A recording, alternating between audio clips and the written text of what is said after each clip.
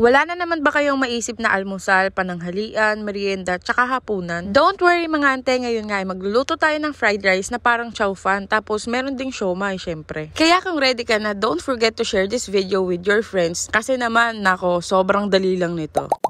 Hi mga ate, ito nga lang yung mga kakailanganin natin. Kailangan natin ng oyster sauce, ng siomai, syempre yung giniling, tapos bawang sibuyas, and then your choice of gulay. Kung gusto nyo na mixed vegetables, pwede din naman. Dahil nga sinangag to, kailangan natin ng bahaw dyan. Pero dahil nga kulang yung bahaw namin, nagsaing ako uli para isangag uli. Galing, diba?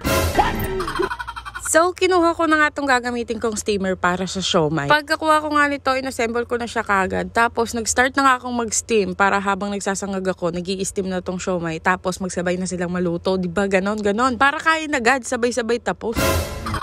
Meron nga po diyang pork, tapos itong Japanese, tapos beef siomai. Sa ibang flavor para hindi ka naman maumay. Siyempre po, pagtakip natin, buksan na natin para maluto na siya. After ilang minutes nga, ayan at galit na nga yung uso. Nagpapawis na pati itong takip. Kung ayaw nyo nga ng steam, prituhin nyo na lang. Ito na nga yung sinaing, kaya naman dinurug-durug ko na para naman maumpisahan ko na itong sinangag na to. First off, buksan ng kalan. Second, maglagay na nga po tayo ng mantika here. Tapos lagay na natin yung bawang, sibuyas. And then, sutay-sutay lang natin saglit. Naks naman, sutay! Gisa-gisa natin saglit. Fast forward ko na para hindi ka na naman mainip. Tapos ilagay na po natin agad itong ating giniling. I'm using pork giniling. If you want beef, sige, gawin nyo. Bahala kayo kung anong gusto nyo.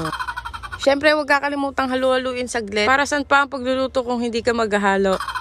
Huwag kang magsawa, bahalang mangawit yung kamay mo. Basta masarap yung pagkain mo, diba? Nag-uumpisa pa lang tayo kasi mamaya mas mangangawit yung kamay mo pag naghalo ka na ng may kanin na. Binayaan ko nga lang ng saglit para maluto na nga ng kanya. At ilang minutes nga, ayan at luto na nga siya. Tapos naglagay na nga ako dyan ng paminta. Next naman is naglagay na nga ako nitong oyster sauce para naman maganda yung kulay ng ating karne. Medyo dinamihan ko nga rin kasi hindi ako maglalagay ng asin. So halo-halo uli tayo dito. Walang katapusang halo to. Fast forward ko na at naglagay ako uli ng oyster sauce kasi nakukulangan pa ako sa kulay niya. Hinalo ko na lang nga uli saglit. Tapos naglagay na nga ako dyan ng konting sugar lang naman. Pag feeling mo nga luto na, ilagay mo na nga yung pechay dyan. Gusto mo naman ay kangkong o kaya mixed vegetable, yung frozen, okay lang naman kahit ano. It's your food kaya you can do what you want. Hindi kita pipigilan, walang pipigil sa'yo. After ngang ma-mix-mix to, papalapit na nga tayo sa ngawit time. Kasi nilagay ko na nga tong mga kanin dito. Naglagay nga lang ako ng mga konting portion. Tapos hinalo ko na nga siya kagad para hindi magsabay-sabay yung halo ko dun sa iba pang kanin. Kasi sobrang hirap na niyang haluin. Hindi kasi masyadong malaki tong lutuan ko. Kaya dahan-dahan lang yung paghalo ko kasi matatapon siya. Sayang naman. Ramdam nyo ba yung struggle ng paghalo ko? Fast forward ko na nga para mukhang professional. Hanggang ngayon nga mga ante, habang tinitignan ko to, nangangawit pa rin ako. Ramdam ko pa rin yung ngawit sa mga braso ko. Pero worth it naman kasi masarap yung luto ko. Walang etchos, promise talaga.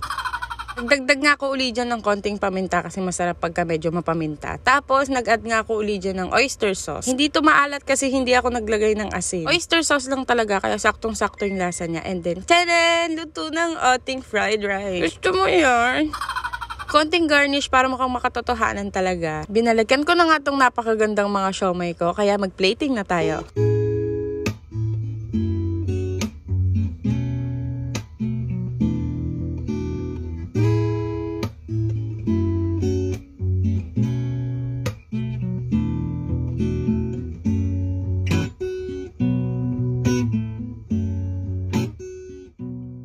It's done mga ante, ready na ang ating fried rice with siomai.